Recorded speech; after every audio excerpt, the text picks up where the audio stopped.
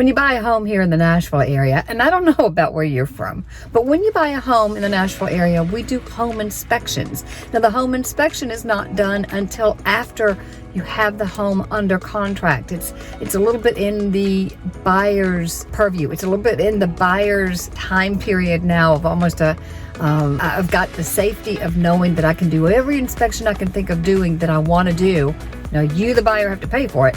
But in that time period, you've got the time to find all the reasons that the house may or may not be the right one for you. But you've got it under contract so nobody else can take it. And again, everything has nuances. But I want you to understand this because it seems to be a pretty complicated process for those of you coming from different areas of the country. So today's show, we're going to talk about when the inspection is done, what kind of inspections are done, what exactly happens during that time period, and I'm going to introduce you to one of my inspectors because I'm off to do an inspection. Actually, I have 3 of them this week, so this is a timely topic. People coming from California, New Jersey, and the third, are they somewhere in Illinois? I can't remember what city. But anyway, coming from 3 different areas of the country, and it's been confusing a bit to every single one. So today we're going to talk about that. If by chance you want to know about the entire process, for the last 2 weeks, I've been talking about the entire process of beginning to look for a home to all the way to closing on these 2 videos. So if you want to start from the very beginning, there you go. Let's do this. Let's understand completely the inspection process. The key to understanding the inspection process is to recognize that how you did it in your hometown, whether you come from New Jersey or from wherever, maybe even just a different part of Tennessee, maybe a different part of the state, from Memphis. The key is to recognize that every single area has a little bit different of a process. Our process here in Tennessee is what I'm going to talk about, but your process, where you're coming from, may be very different. So get this information from your realtor. First thing to know is all of the terms of your inspection were laid out here in Tennessee, were laid out in your contract. So when you wrote the offer to purchase a piece of property, you not only have the price point that you want to make an offer on, you have the things that should stay in the home written into the contract. You also have closing date. You also have inspection period clauses and a lot more things. I'm not going to try to go through the contract, but it's already enumerated in the contract. Once it's worked out, your buyer and your seller have both agreed. The inspection period and the timing of all the pieces of that inspection are laid out in writing in the contract and must be adhered to if that contingency is to be a contingency that works on your behalf as the buyer. Meaning, if I do all of these inspections at the timely manner and the manner in which I say so, and something doesn't pan out the way you want it to, on one of these inspections, you have the right to get your earnest money back. Earnest money here in Tennessee is also deposited and enumerated as to exactly what day it has to be deposited in that contract that's negotiated. I find that many times people don't really realize the importance of some of those dates when we're talking about it to put that offer in writing in the first place.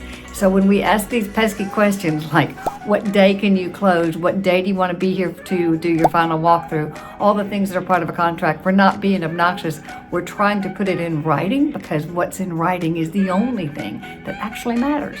So let's take a look at that contract. One piece of this offer of the inspection that I'm doing today entailed an inspection contingency.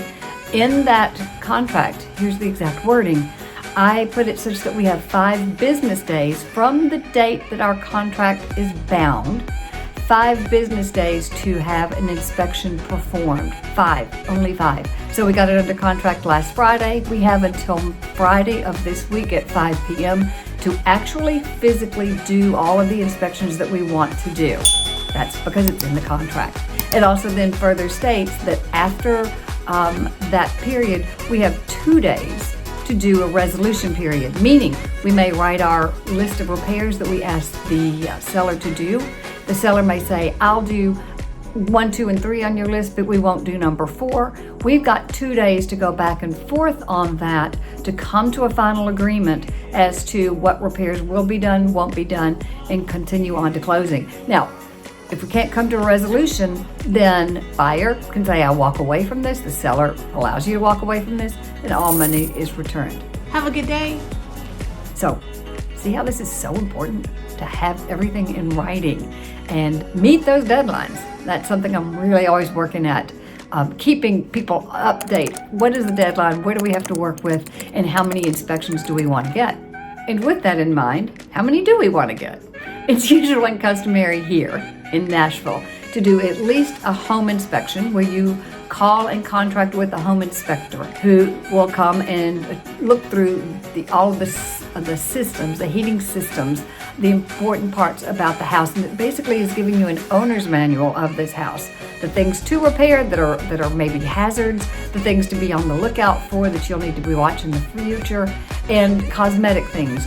All of the things. It's an owner's manual. You also might want to get a termite inspection, which I 100% think you should get, and I always request. I also suggest that we do a radon inspection. Radon is checking for the gases that are emitted from the earth that have been known to be causing cancer. So those 3 are minimal. 4th, you may well want to get a septic inspection. You may want to get a sewer inspection, which is a plumber will come in and shoot the lines to make sure that all the lines are clear all the way out, even to the street. They put in a camera and a scope. That may be something that you want to do. That's not something that the typical home inspector can do. So we've definitely got a home inspection. We've definitely got a radon inspection. We definitely have a termite inspection. We may well do a plumbing scope. If you have a septic tank, you absolutely will need to do a septic inspection. That too is a separate contractor.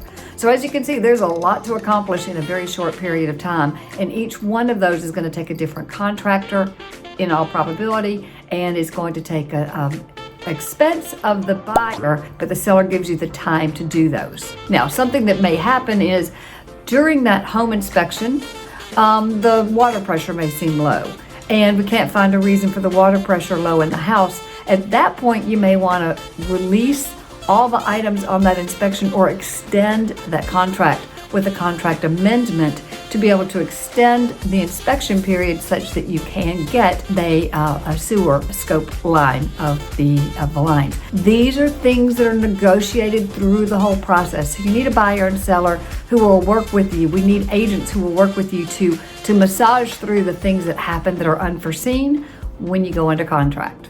So now what's the process? We've made the appointments with the inspector. He's coming. It'll take approximately 3 hours. Most inspection companies do only 2 inspections a day, one beginning at 9 a.m., one beginning at 1 p.m. They really can't handle more than that, because think about it. On this 3,500 square foot house, it will take 3.5 to 4 hours to do it, depending on what all they're doing. This company that I've got today is doing both a termite inspection. They are also doing the radon inspection. They have brought the radon canister here 2 days ago because it needs to sit into a living area of the house to do a reading of a constant 24 or 48 hour period. It sits in the living area of the house where most of the family would be at most times.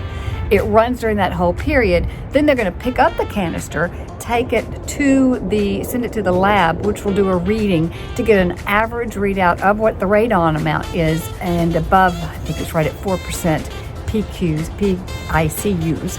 Above 4%, some remediation needs to happen.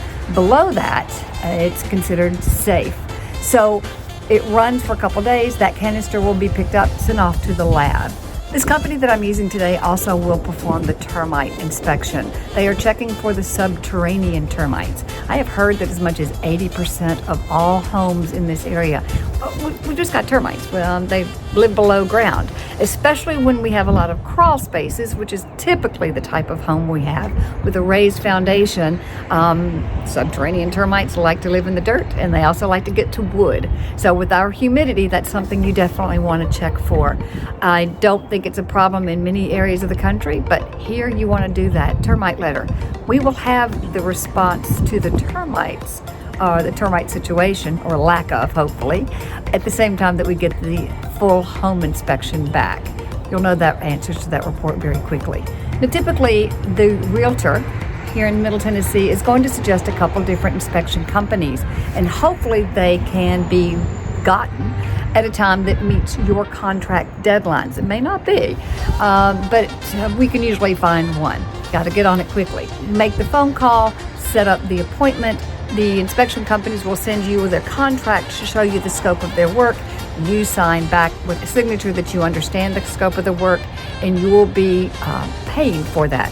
When I make the phone call to the company, I am letting them know the address, the size of the home, whether it's on a crawl or whether it's on a slab, and some good information about it, and giving them all of your contact info so that you and I both will have that scope of work and the copy of the contract. They will expect payment prior to coming out and doing the work. As I say, it takes typically 3 to 4 hours depending on the size of the house, maybe even longer than that. And then what happens, I typically suggest that the buyer, if they're here in town, that the buyer come to the home in the last hour and a half or so that we can review the inspection, the highlights of the inspection, and the inspector can show you different pictures to highlight every single thing that he's telling you about when you look at the home.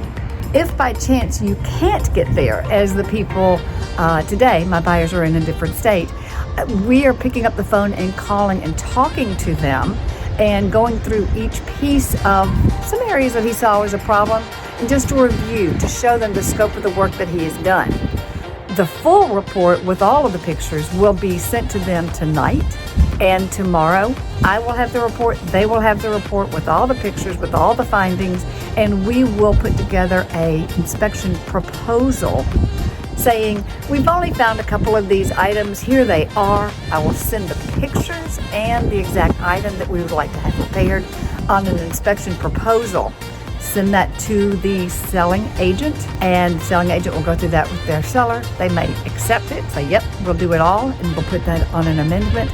Or they may do a counter proposal, proposal number 2, saying, no, we'll do item 1, 2, 3, but we won't do number 4. If my buyers agree, then I'll put together an amendment to the contract with those repairs itemized in the amendment. If by chance we cannot come to an agreement, then my buyer doesn't accept the house, the seller agrees that they don't accept the house, Adios. And the seller will release their earnest money.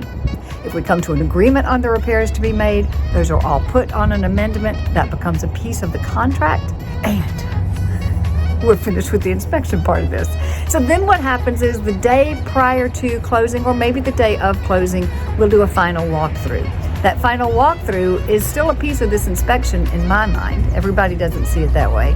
But at that walkthrough, we're making sure that the home is in the same condition that it was in when it went under contract, or better, simply because they're going to make those repairs. So we're checking to see the condition of the home, and that all of the repairs that had been promised to be made have been made, and also maybe receipts for those should be gotten to, depending on what that scope of work was. So it's a complicated process, but it's doable. And it's so much easier when you understand that there are deadlines, and those deadlines must be met, and those deadlines must be delineated prior to having the contract ratified, because all those things are actually in the contract. So meeting every one of those deadlines is important. Whether you're working with an agent or not, that's the way our Tennessee state contracts work. And as I always like to say, knowledge is power. Hope that helps you understand the whole process of just the inspection piece of a contract. Now, if you want to understand more about the entire process of buying a home, especially from another state, that begins from sitting in your living room in another state with a phone call with me or a member of my team, all the way to the finish line of getting that contract ratified, closing, and handing you the keys, and getting those moving companies to start moving you into your house, then that information you can get by watching both of these videos, part 1 and part 2. But I promise you, all of it begins with a conversation with me. I'll go back over these things with you. Give us a call.